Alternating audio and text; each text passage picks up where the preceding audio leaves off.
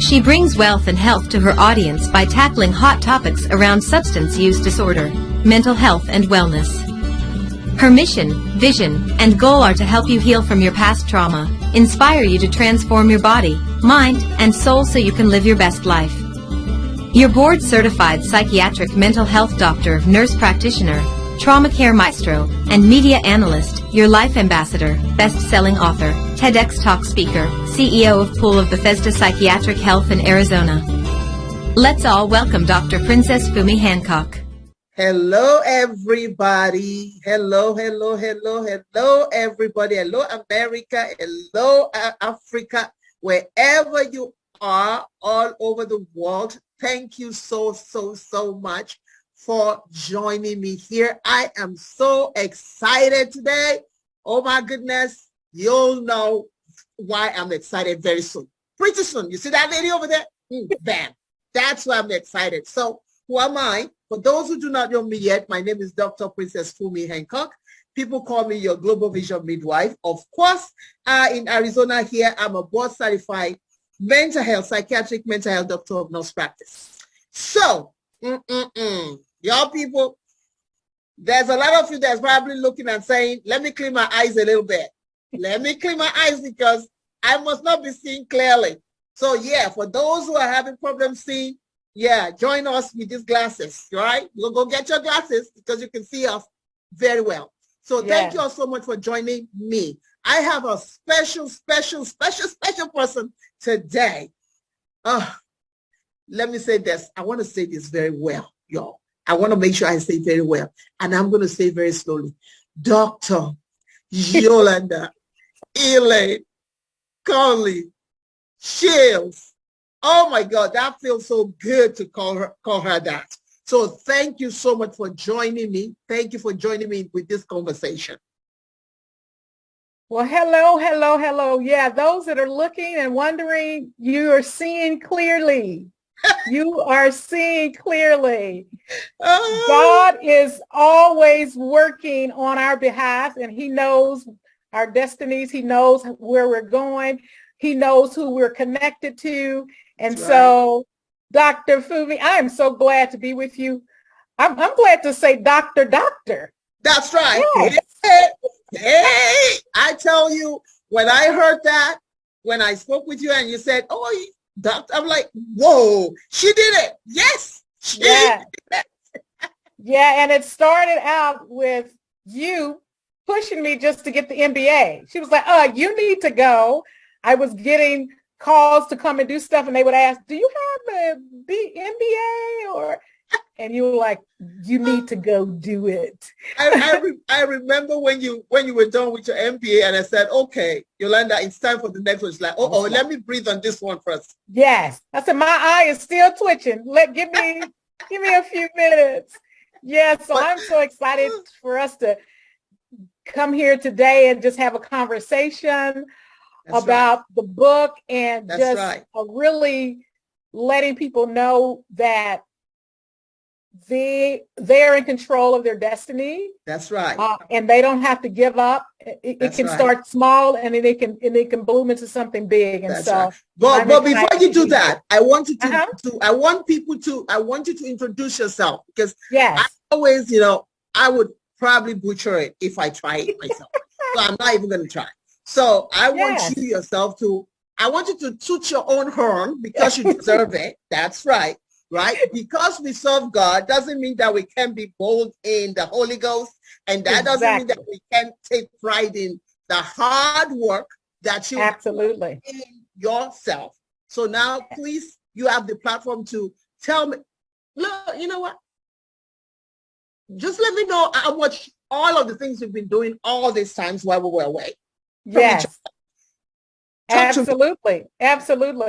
Well, I'm Dr. Yolanda Shields and have been really focused on where God had me in the space of education. I used to hear a lot, you are a teacher. And I'd be like, I don't want to be no teacher. And we have to understand that teacher, that educator, it's a wide window. Right. That's so right. This is my 6th book that we're going to talk about today later. I've been working in the space of nonprofit and foundations and shifted more right now in this season to entrepreneurship and working, just really training the next generation to do the work that we've been doing for years. Right. Teaching on college campuses and schools of businesses, and also really after the first book that you pushed me to finish, I was on a roll then. I was like, okay, I got that one out of the way.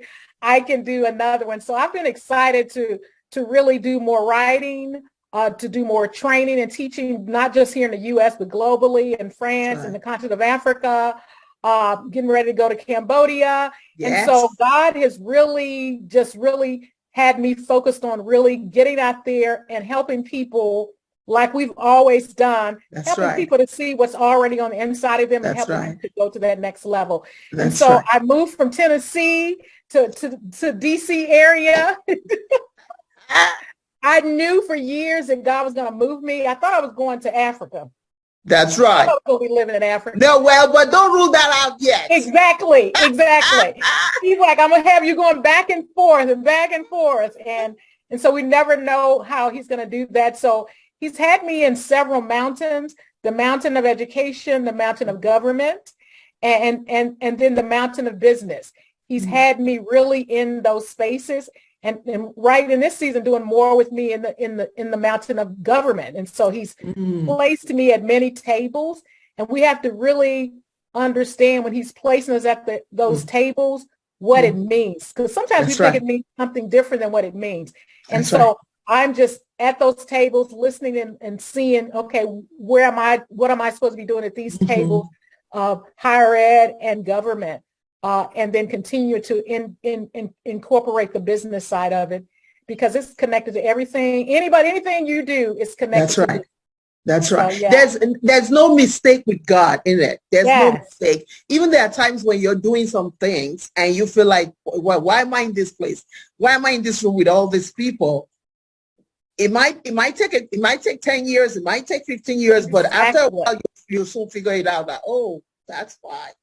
You know, so whoever is listening, if they're aware of our podcast, if you're watching their way of the YouTube, I want you to know that we want you to know this, that there's no mistake where God places you. Even if you look like you don't have an idea what you're supposed to be doing, I want you to just hold on to your seat, because you're going to learn a few things from my sister here. So let me just jump right to it, because I was looking at this. Yes. So I went and bought my own copy, y'all. So wink, wink.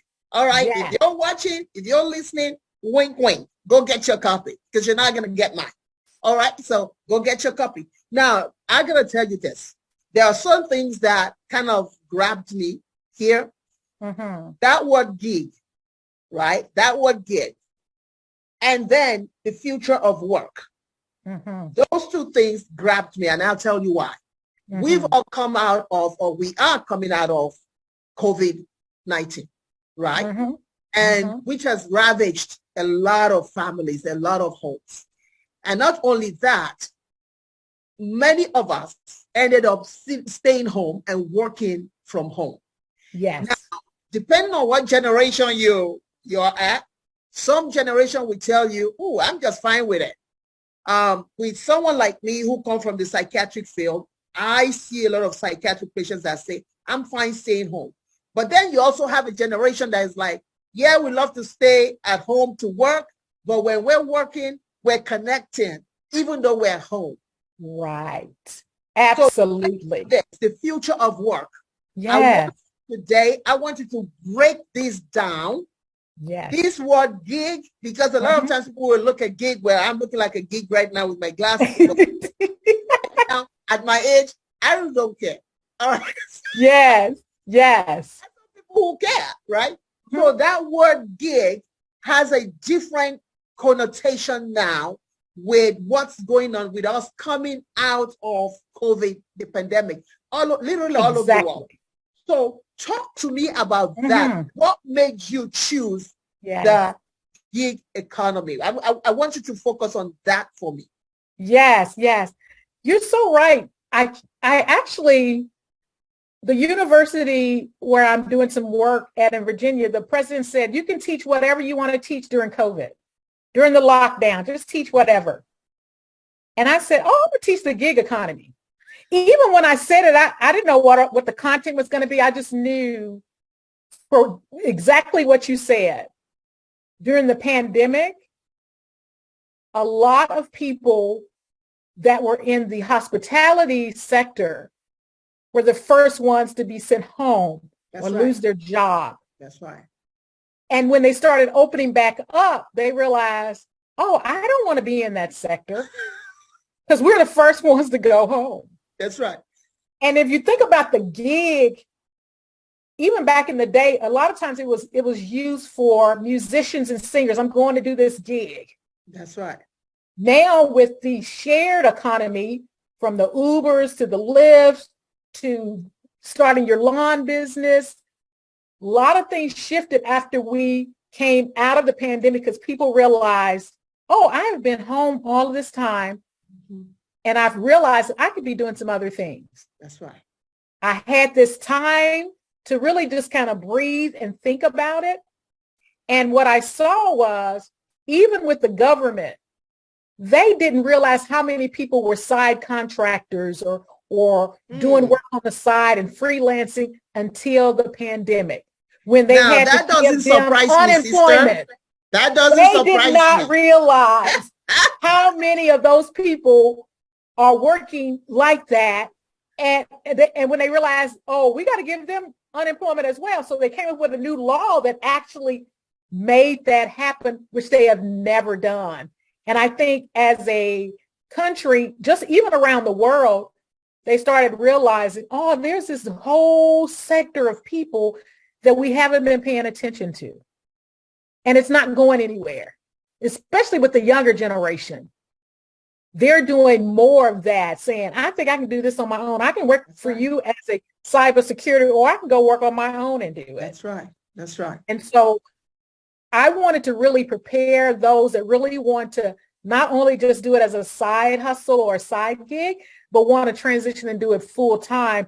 And what does it take for them to be able to do that? It doesn't happen overnight. And if they don't have the tools in their toolbox to be able to make that shift, they can actually get in trouble. And so now I like what you just said about, because okay, so when you talked about that gig, I was thinking about something else. Now you kind of clarified a little bit for me.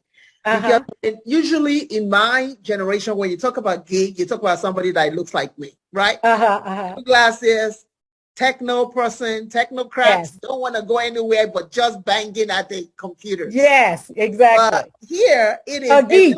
Different. The generation, our generation, this current generation can actually say they're gigs, and they can wear it proud. Unlike in the olden days, if you call somebody a gig, they'd be like, huh?